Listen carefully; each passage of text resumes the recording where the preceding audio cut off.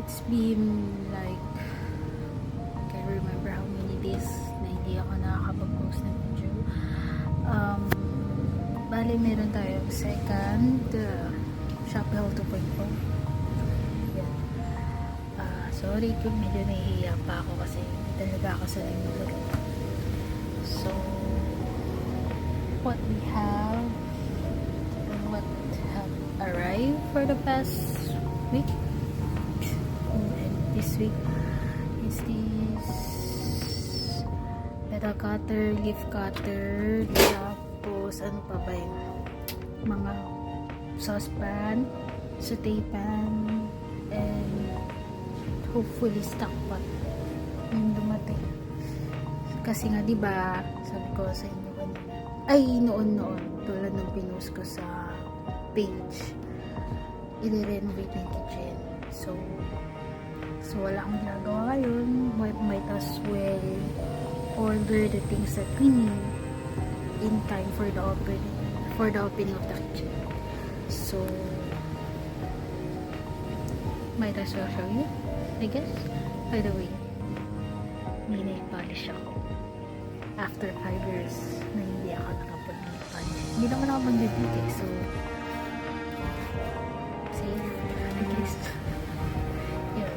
By the way, may isa pa kasi ako talagang source of income kaya hindi ako ganun nag-aalala na unlike the past years.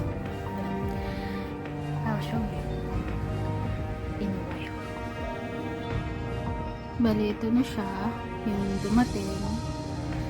These are the pads and pans and like the cookie cutter, leaf cutter, petal cutter, mga tawag dito, silicone mold for fondant,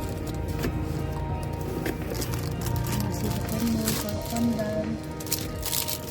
But this one, actually makikita nyo siya sa, may makikita kayong ganito sa Shop and Bake sa Santiago.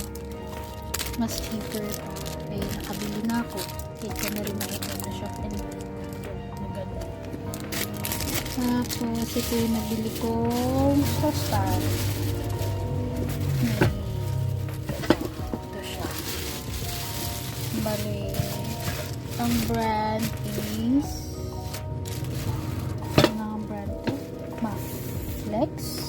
Maflex. Yun. Isang size. Ito yung large. Hindi ko alam kung ilang parts ito. Nakalimutan ko na. Yan siya ito sa loob. It's big. May ganito siya kawakan para hindi mahina. Diba? Magandaan lang siya pero baka mga 1 liter lang ang kaya niya. Mga isang batch ng custard. For F5. Sana. Tapos, ito yung malit na saucepan for small batch ng custard. Ayan. Tapos may ganito din siya handle. By the way, ito free to. Itong chopping board na to. So, binigay ko na lang sa mga number 1 supporter ng shop. Alam nyo na kung sino kayo. Tapos, ito. Casserole. Kailangan ko ng casserole kasi may recipe tayong na-formulate while waiting. Tapos ito saute pan non-stick na lang wala kasi sila hindi non-stick hindi ako fan ng non-stick ito yung mga petal cutter, leaf cutter, yan. Ayoko na siyang gulin kasi mahirap siyang ayusin. Ito. Itong tatlong box na ito. Mga petal cutter. Tapos, mga cookie cutter, special cookie cutter for iba dyan, mga vegetable, fruits. Tapos, meron yung pang dentist din. Yun lang naman. Problema ko na lang ngayon is paano ko i-organize itong mga to. Yeah. So, pahingi na yan. Bibili pa ako ng stock pot. Pero hanap ako ng mas malaking saucepan sa Quiapo kasi luluwas naman kami next week. Punta akong Quiapo.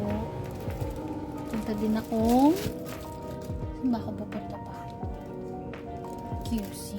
Hindi ko na sasabihin ko saan banda sa QC at kung anong oras ako pupunta. Ayun. So, saka pagka bibili pala kayo ng saucepan, as much as possible, huwag yung kayong bibilin yung may saming ganito. Yung may, alam mo yung makapal sa ilalim. Hindi ko alam kung ano yun. Kasi, siguro kung for home use, pwede siya. Pero kung gagawa kayo ng caramel or sugar or caramel, so, kung gagamitin siya sugar or hindi siya advisable. Kasi nakakasunog siya. So, ano pa ba? So, wala na. Bale, hingi na lang ako ng help kung paano ko i-organize tong mga to kasi medyo madami sila. So, i-organize pa ako na piping tip, mga plunger. Ayun. Teka, pakita ko ito yung plunger natin. Ito yung plunger. Ito, binili ko to sa Shop and Bake lang din. So, Shop and Bake Santiago. Yan. Ito, Shopee to Shopee. Pero matagal ko na itong binili sa Shopee. Ito, Shop and Bake Santiago lang din. Hindi ko na matandaan kung magkano to, pero Shop and Bake Santiago lang. Kung alam ko lang na may ganun, doon na ako bumili. Sa lamin na to, pinakita ko na itong mga to sa inyo. Oh my gosh, doble yata nito. Uy, dalawa na. Lakata. Katalino ko naman. Anyways, malay nyo. Parang sa pindig din yata. Ayan. Ano nga ba? Babay na ba? Wala, nagiyak pa tuloy ako. Ayan lang naman. Medyo magulo pa yung kwarto. Medyo magulo ang mga gamit. Kasi magulo pa talaga literal. Hindi ko parang ko i-organize lahat. Tsaka low blood ako. Grabe, low blood na naman ako. Hindi na nataas. Palagi nila bumababa. Hindi ko talaga alam paano organize mga binili ko sa Shopee. Yan. By the way, 1 week na yung construction.